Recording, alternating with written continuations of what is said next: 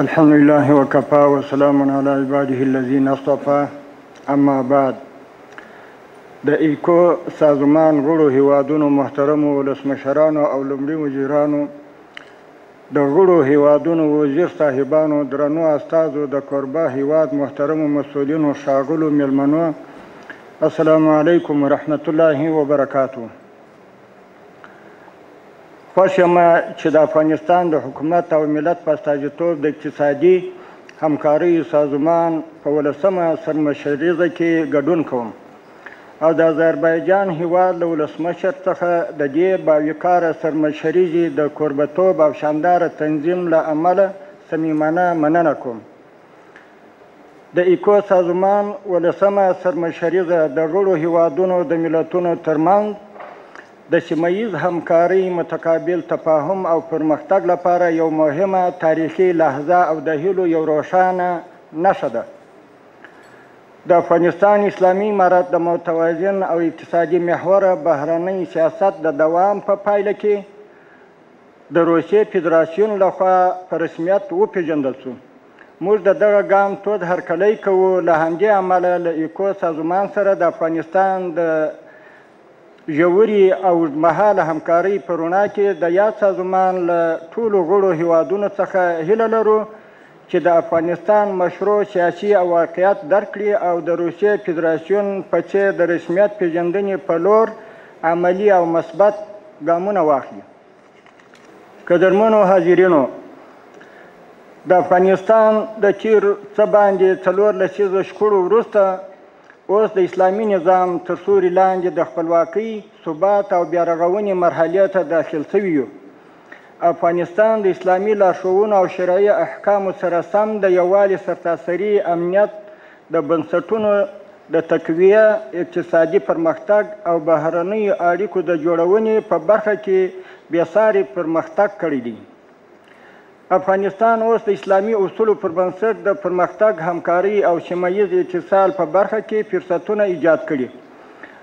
موږ هڅه کوو چې د اقتصادي همکاریو سازمان له هیوادونو سره د ګډو اقتصادي، فرهنګي او ستراتیژیکو پروژو له لارې دا فرصتونه عملي کړو. په افغانستان کې د اسلامي امارت له حاکمیت سره مو د ګاونډیو سیمې او نړۍ هیوادونو پر وړاندې د افغانستان د خاورې د نه کارېدو ډاډ ورکوو. اسلامي امارت د کوکنارو او نورو نشهیي توکو کښت، پروسس او قاچاق په ټول هیواد کې په بشپړ ډول بند کړی دی. د دې ترڅنګ مو د زرګونو معتادینو درملنه کړې او د ټولنې د سالمې او فعالې برخې بیا ګرځېدو ته یې ځانګړي مراکز جوړ شوي دي. زموږ د بهرني سیاست یو اساسي عنصر اقتصاد محوري ده. موږ د خپلې دغې پالیسۍ له برکته وتوانېدو چې د هیواد جغرافیوي موقعیت د سیمې د اقتصادي اتصال لپاره په یو ارزښتناک فرصت بدل کړو. په دې لړ کې د ازبکستان له لارې افغانستان ته د مزار شریف، هرات او کندهار څخه په تېرېدو جنوبي اسیا ته د اوسپنې پټلۍ پروژه یو مهم اقدام دی چې د مرکزي اسیا هیوادونه به د جنوبي اسیا له بازارونو سره ونښلوي. دا پروژه نه یوازې د ترانزیت په برخه کې د افغانستان موقعیت پیاوړی کوي، بلکې د سیمهییز همکارۍ لپاره هم زمینه برابروي. همداراز د ټاپي پروژې عملي چارې د افغانستان په خاوره کې پیل شوي دي. موږ هیله من یو چې د دې سترې پروژې په بشپړېدو سره به افغانستان د مرکزي او جنوبي اسیا ترمنځ د انرژۍ د انتقال یوه مهمه حلقه وګرځي او د یو باوري انرژۍ لیږدونکي او وصل په توګه به خپل رول ترسره کړي. له همدې ځایه په ترکمنستان، پاکستان او هندوستان هیوادونو غږ کوم چې د دې مهمې سیمهییزې پروژې په برخه کې خپلې هڅې لا همغږې کړي. همدارنګه د افغانستان اسلامي امارت د شمال جنوب دهلیز له پروژې ملاتړ اعلان کړی او دا نوښت کولی شي زموږ د سیمهییز اقتصاد د یووالي او پیاوړتیا لپاره یو نوی فصل پرانیزي. قدرمنو حاضرینو، پر دې سربیره د افغانستان اسلامي امارت د لاجوردو لارې په مسیر کې د پرتو هیوادونو په ملاتړ او همکارۍ غواړي چې له دې لارې عملاً د سوداګرۍ او ترانزیت په موخه استفاده پیل کړي.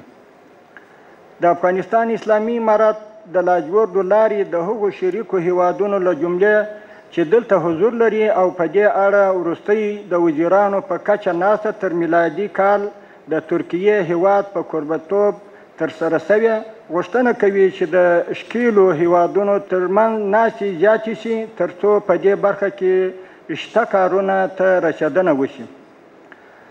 د افغانستان جغرافیایي موقعیت ته په کتو سیمه ییز اتصال پروژې د افغانستان اسلامي امارت په لومړیتوب کې دي او د دې پروژو عملي کول د سیمې په کچه د سیاسي سیالۍ پر ځای د اقتصادي همکاریو د پلېدو ستر عوامل بولي.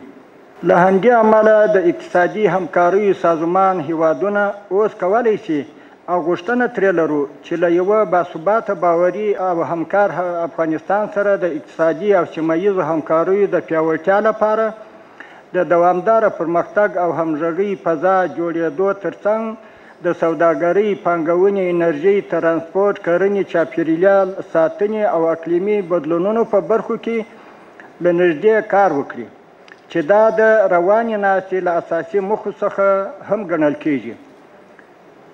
د افغانستان اسلامي امارت له بېلابېلو سیمه ییزو هیوادونو سره د اړیکو د پراخېدو له لارې دا ثابته کړې چې د تعامل لپاره هم اراده لري او هم ظرفیت.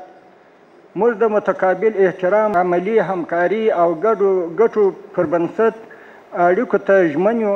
له همدې امله له نړیوالې ټولنې په ځانګړي ډول د اقتصادي همکاریو سازمان له غړو هیوادونو څخه یو ځل بیا غوښتنه کوو چې له یو واقع بینانه لیدلوري سره د افغانستان له حکومت سره سیاسي او اقتصادي تعامل زیات کړي او د رغنده اړیکو د ټینګښت لپاره له خنډونو تیر شي. اسلامي امارت د اقتصادي خپلواکۍ او ثبات لپاره له ګاونډیو سیمې او نړۍ هیوادونو سره اقتصاد محوره پالیسي په اډانه کې اړیکې تعقیبوي. موږ هڅه کوو چې افغانستان له مصرفوونکي اقتصاد څخه تولیدي، ترانزیتي او په خپلو پښو ولاړ اقتصاد طرف ته لاړ شي. موږ باور لرو چې د اقتصادي همکاریو سازمان غړو هیوادونو اقتصاد هغه وخت ښه وده کولی شي چې افغانستان هم د دې معادلې متحرکه برخه شي.